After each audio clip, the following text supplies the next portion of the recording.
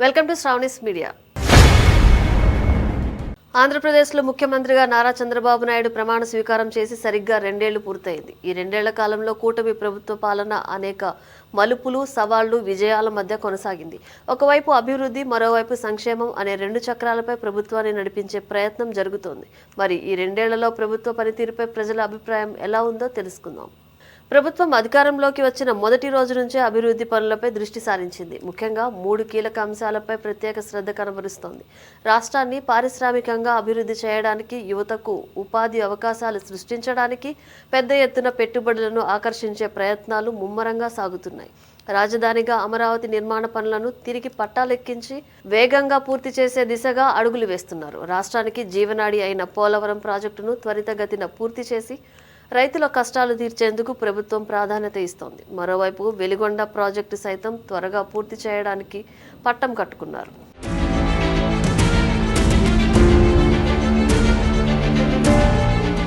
అభివృద్ధి పనులతో పాటు సంక్షేమ కార్యక్రమాలను కూడా ప్రభుత్వం ఏమాత్రం విమర్శించలేదు. ఎన్డీఏ కూటమి మేనిఫెస్టోలో ఇచ్చిన హామీల అమలుకు పెద్దపీట వేసింది. ఇప్పటికే పలు పథకాలు ప్రజల్లోకి వెళ్లి మంచి స్పందనను రాబడుతున్నాయి.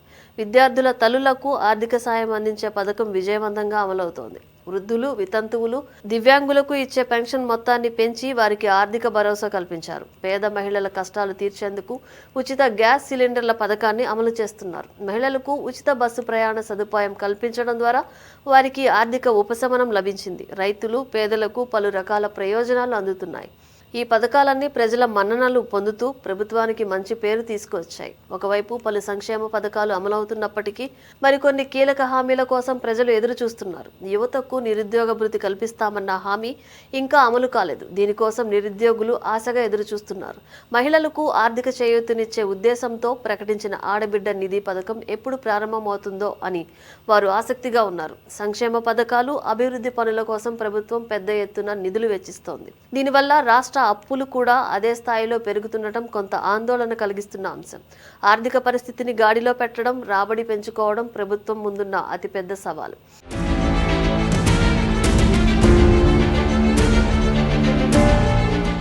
ఆర్థిక పరిస్థితిని మెరుగుపరిచేందుకు, ఉపాధి అవకాశాలు కల్పించేందుకు పారిశ్రామికవేత్తలను పెద్ద ఎత్తున ఆహ్వానిస్తోంది.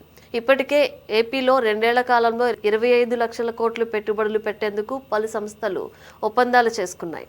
వీటి ద్వారా సుమారు 22 లక్షల కొత్త ఉద్యోగాలు వస్తాయని ప్రభుత్వం అంచనా వేస్తోంది. మొత్తం మీద ఏపీలో కూటమి ప్రభుత్వ 2 ఏళ్ల పాలన మిశ్రమ ఫలితాలు ఇస్తోంది.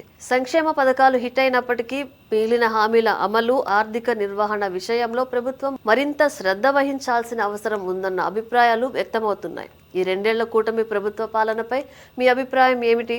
ఏ అంశాల్లో ప్రభుత్వం విజయవంతమైంది, ఎక్కడ విఫలమైంది? కామెంట్ చేయండి.